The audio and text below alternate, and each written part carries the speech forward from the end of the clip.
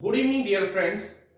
ये जो पार्ट है, इस पार्ट में हम लोग थोड़ा स्टैटिक जीके के बारे में बात करेंगे। तो मैं थोड़ा ब्रीफ कर देना चाहता हूं आपको कि हम लोगों को, क्योंकि करंट तो पढ़ना ही है, लेकिन कुछ बेसिक्स हैं जो पता होने चाहिए। आज क्वेश्चंस मैंने थोड़े से आसान लिए हैं, लेकिन धीरे धीरे करके हम लोग जो मेन क्वेश्चंस हैं उन पर आएंगे। क्योंकि जैसा आप जानते हैं, यूपीएससी हो या कोई भी आयोग हो, वो सभी देखते हैं कि आपका एनालिटिकल अप्रोच कैसा है। तो एनालिटिकल अप्रोच डेवलप तब होता है जब आपको कुछ बेसिक्स पता हो। बिना बेसिक्स पता हुए आपकी अप्रोच काम नहीं करेगी। यानी कुछ तो आपको फैक्ट्स पता होने चाहिए, और फैक्ट्स पता होने के बाद आप नेगेटिव अप्रोच से या पॉजिटिव अप्रोच से, या क्या हो सकता है क्या नहीं हो सकता है, इसके बेसिस पर निर्णय लेते हैं। तो निर्णय तक आप कब पहुंचेंगे? तब पहुंचेंगे जब आपको कुछ पता होगा। तो यहां पर ज्योग्राफी के कुछ पॉइंट्स मैं ले रहा हूं, और धीरे धीरे करके हम सभी सब्जेक्ट्स को शुरू करेंगे। आज हमारे क्वेश्चंस हैं, जैसे पहला क्वेश्चन है लीप फॉरवर्ड पॉलिसी। अब लीप फॉरवर्ड पॉलिसी या ग्रेट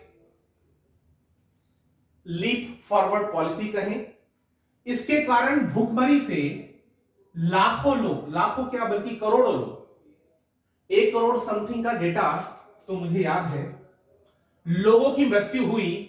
और ये कहां हुई थी? तो उत्तर तो बहुत आसान है कि ये कहां हुई थी, चाइना में हुई थी। अब है क्या, जैसे ज्योग्राफी हम लोग पढ़ेंगे या हम पॉलिटिकल साइंस पढ़ेंगे, तो आप ये मत सोचिए कि आपसे करंट अफेयर का क्वेश्चन पूछेगा तो करंट अफेयर क्वेश्चन आप ऐसे क्लिक कर देते हैं। होता क्या है कि काफी कुछ 4 पार्ट में वो क्वेश्चन पूछता है, और 4 पार्ट में से एक पार्ट उसने स्टैटिक जीके का डाल दिया, एक पुराना क्वेश्चन डाल दिया, तो आपको क्लैरिटी नहीं होती कि वो क्या बोलना चाह रहा है। यानी चाइना की किसी पॉलिसी के बारे में बात करते वक्त हो सकता है कहीं ग्रेट फॉरवर्ड पॉलिसी के बारे में पॉइंट उसने डाल दिया, लेकिन क्योंकि आपको पता ही नहीं है कि वो क्या है, और आप सिर्फ एक तुक्का लगाएंगे, और सिर्फ एक तुक्का आपका गलत और सही कुछ भी करा सकता है।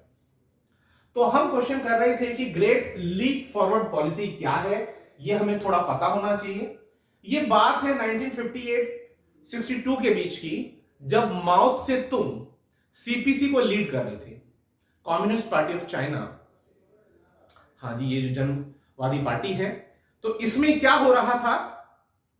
इसमें यह हो रहा था कि माओ से तुंग एक एक बड़ा नाम, तो उन्होंने ये सोचा कि हम अपनी जो एग्रीकल्चर बेस्ड कम्युनिटी है, एग्रीकल्चर बेस्ड तो सारी की सारी अर्थव्यवस्थाएं थी पहले, और चाइना और इंडिया तो रहे ही हैं, इस कृषि आधारित अर्थव्यवस्था को किस पर फॉरवर्ड कर दे, किस पर ट्रांसफर कर दे?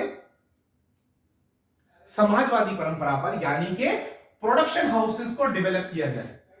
प्रोडक्शन हाउसेस को डेवलप किया जाए यानी प्रोडक्शन किया जाए, इंडस्ट्रीज को लगाया जाए। अब इंडस्ट्री को लगाया जाए, लेकिन क्या किसी एक साधन को खत्म करके और दूसरे साधन को पैदा कर देना यह कोई समझदारी भरा निर्णय होता है? बिल्कुल नहीं होता। तो उन्होंने ग्रुप फॉर्मिंग और समाजवादी परंपरा, इस मॉडल को इस्तेमाल करने के लिए अपना जो एग्रीकल्चर बेस था उसको सेक्रीफाइस किया, और उसके बेसिस पर जो चाइना का रिक्वायरमेंट था एग्रीकल्चर प्रोडक्ट्स का, वो अफेक्टेड हुआ।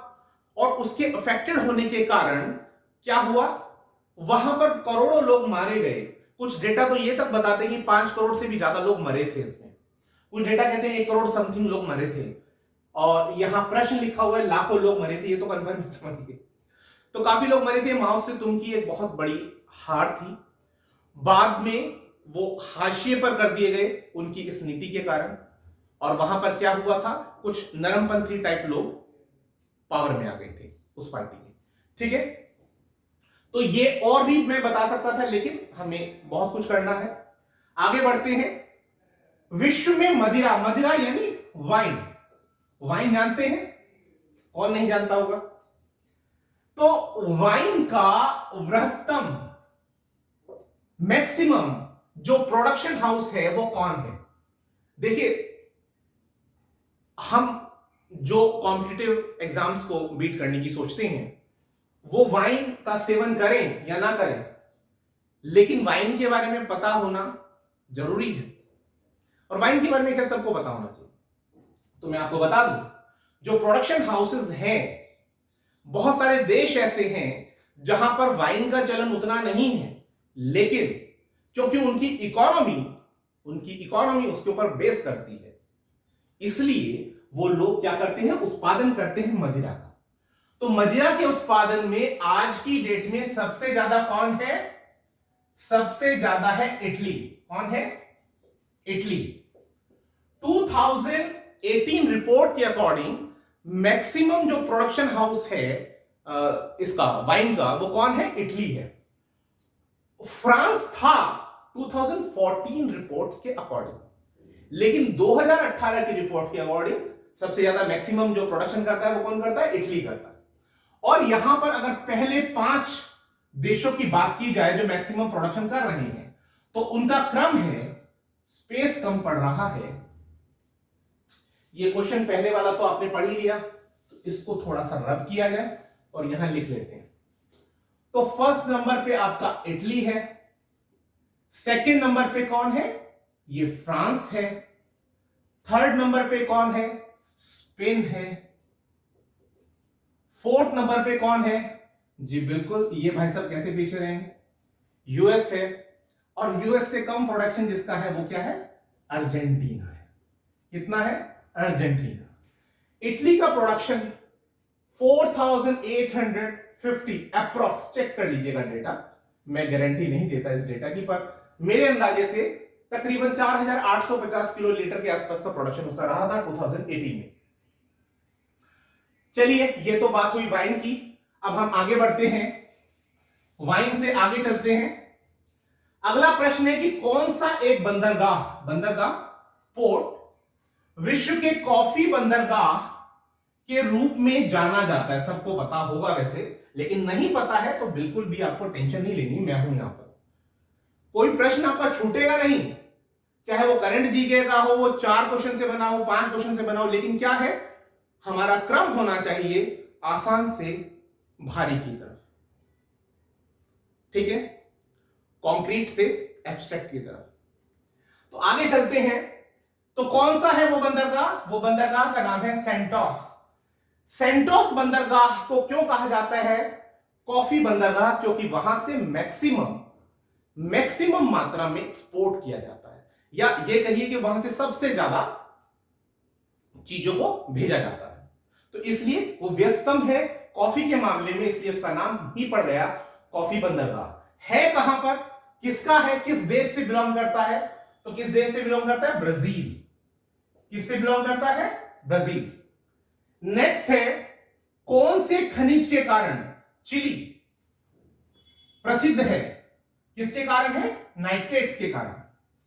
अगला प्रश्न, अंतरराष्ट्रीय स्तर पर मेसाबी रेंज आपने पढ़ा होगा, अगर आपने लोहो एस पढ़ा है तो मेसाबी रेंज फेमस है, जो आपका अमेरिका है वहां पर सुपीरियर लेक रेंज में पड़ता है मेसाबी रेंज। जब मैं ज्योग्राफी पढ़ाऊंगा विद मैप तो आपको ज्यादा क्लियर होगा, लेकिन अभी बस ये जान लीजिए कि मेसाबी रेंज कहां पड़ता है। मेसाबी रेंज पड़ता है आपका अमेरिका के सुपीरियर लेक के पास, उस रेंज में। जिस उत्पाद के लिए जाना जाता है वो क्या है? लौह अयस्क। अगला प्रश्न, साउथ ईस्ट एशिया का सबसे बड़ा खनिज तेल उत्पादक। साउथ ईस्ट एशिया कहां पड़ेगा? साउथ ईस्ट एशिया कहां पड़ेगा? यानी यही आपका इंडिया और इससे और नीचे की तरफ ये रेंज आपकी, अगर यहां इंडिया है तो ये रेंज आपकी क्या पड़ जाएगी? साउथ ईस्ट एशिया की पड़ जाएगी। कौन है यहां पर इंडिया के इस डायरेक्शन में? कौन है? इंडोनेशिया। कौन है? इंडोनेशिया वो देश है जो साउथ ईस्ट एशिया का सबसे बड़ा खनिज तेल उत्पादक देश है। अगला प्रश्न है कि निम्न स्थानों में से किसी एक में, अच्छा चलिए ऑप्शन के लिए जगह नहीं होगी, इसको भूल जाइए, बस ये याद रखिए कि रुधिर वर्षा वाला देश कौन सा है या कहां पर रुधिर वर्षा होती है। तो कहां होती है? इटली में। इसको भी थोड़ा समझ ले, ये आपने देख ही लिया होगा, इसको रब कर लेते हैं। है क्या ये रेंज आपकी अफ्रीका की है? क्या है ये? अफ्रीका। अफ्रीका में सबने सुना होगा सहारा का रेगिस्तान है। सहारा के रेगिस्तान के आगे की तरफ यहां मेडिटेरेनियन सी है, यानी कि भूमध्य सागर। कौन है? भूमध्य सागर है। और इस भूमध्य सागर के ऊपर, या ये कहिए कि ग्रीस का ये नीचे वाला पोर्शन जो है इस भूमध्य सागर को टच कर रहा है। ठीक है, थ्रेशियन सी वगैरह वो पढ़ा होगा आपने सब। तो ये जो पोर्शन आप देख रहे हैं अल्बानिया, चलिए छोड़िए उसकी जरूरत नहीं। अब ये याद रखिए, यहां पर तकरीबन इटली का सदर्न पोर्शन पड़ता है। क्या पड़ता है? इटली का सदर्न पोर्शन पड़ता है। तो इस सदर्न पोर्शन में एक बारिश होती है। वो बारिश क्यों होती है? क्योंकि यहां अफ्रीका के रेगिस्तान में जो रेत है वो बहुत गर्म होता है। यहां से बहने वाली जो आंधी कहिए, तूफान कहिए, उसका नाम शिरोको है। सुना हो अगर आपने। तो यहां से वो रेतीली जमीन या रेतीली मिट्टी को लेकर जब उड़ता है वो आंधी या तूफान जो आप समझते हैं, तो वो मेडिटेरेनियन सी के ऊपर से उड़ता है। तो यहां से क्या करता है? वो यहां से नमी लेता है। नमी यानी वाटर वेपर्स को कंज्यूम करता है, और कंज्यूम करने के बाद जब वो बारिश करता है तो यहां इस सदर्न पोर्शन में बारिश करता है। इटली के सदर्न पोर्शन में बारिश करता है। तो होता क्या है कि जो उसने यहां से रेत उठाई थी, वो रेत भी यहां पर बारिश के साथ नीचे बैठती है। और क्योंकि उसका कलर रुधिर के जैसा होता है, इसलिए उस वर्षा को हम क्या नाम देते हैं? उसे हम रुधिर वर्षा कहते हैं। आई थिंक क्लियर हो गया होगा। मैपिंग से और क्लियर हो जाएगा, अभी काफी आइडिया हो जाना चाहिए। अगला प्रश्न है कि संचार उपग्रह यानी सैटेलाइट वायुमंडल में किस स्तर में अवस्थित होते हैं?